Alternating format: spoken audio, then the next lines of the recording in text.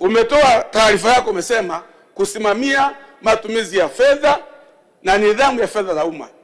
Mheshimiwa Mwenyekiti na Mheshimiwa Waziri na Mheshimiwa Waziri Mkuu, kwanza hongera, nilikuona Singida. Mheshimiwa Waziri Mkuu, klipu imetembea mtaani inaonyesha kwamba kuna watu wawili Singida Manyoni wamegawana fedha milioni 500. Kule majimboni kwetu kuna wananchi ambao leo ameenda hospitali amekosa dawa kwa sababu hana pesa. Lakini kuna watu wawili wa Tanzania kutoka halmashauri wamegawana milioni 500. Mheshimiwa Mwenyekiti na Mheshimiwa Waziri Mkuu, katika eneo ambalo mnapaswa kusimama kwa kweli ni matumizi ya fedha za umma. Matumizi na hizi taarifa za nani ameiba, nani amekula mabilioni, ripoti ya CAG. Hiyo ndo kazi ambayo bunge hili na Watanzania na serikali wanapaswa kufanya. Pesa tukikubaliana kwamba inalipo kodi, iende tulipokubaliana. Na Mheshimiwa Balozi, huu ulikuwa China. Juzi tumeona wa China wanasema kuna mawaziri wawili wamekula rushwa wananyongwa. Sisi na hawa watu ambao wanaiba hapa Tanzania, sisi tuwanyonge tu. Mwenyekiti wa kamati anasema kuna fedha imekaguliwa na hoja za serikali za ukaguzi miaka 19. Tunapiga kelele hapa. Sasa kama kuna mtu aliiba mwaka jana akaachwa, mwaka huu si utamwacha?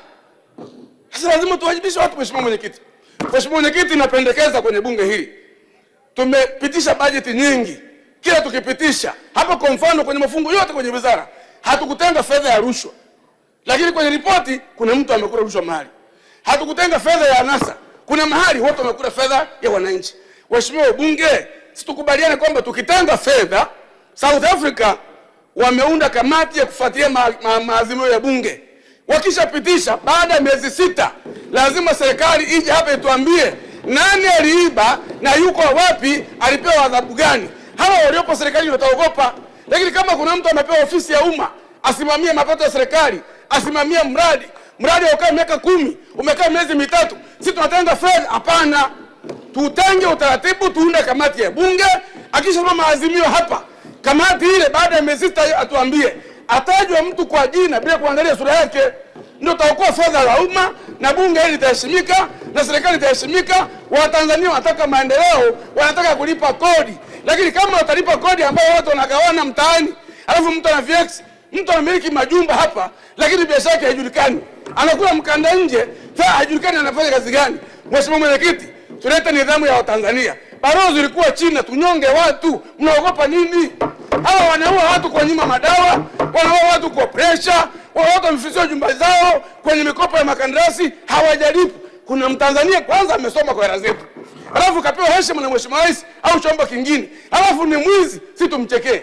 Tunyonge watu, wabunge, tunyonge hawa tuwanyonge ili tutoe nidhamu ya fedha serikali. Haya matilioni tunapitisha, lakini tunataka mwakani akija waziri atuonyeshe kwenye mifuko maalumu amepeleka 100% na miradi ya maendeleo imekamilika. Watanzania watashukuru sana, watapiga makofi. Pale wana hayo, naunga mkono hoja, tunyonge watu ambao ni wezi wa nchi hii ili tuweze kuheshimiana.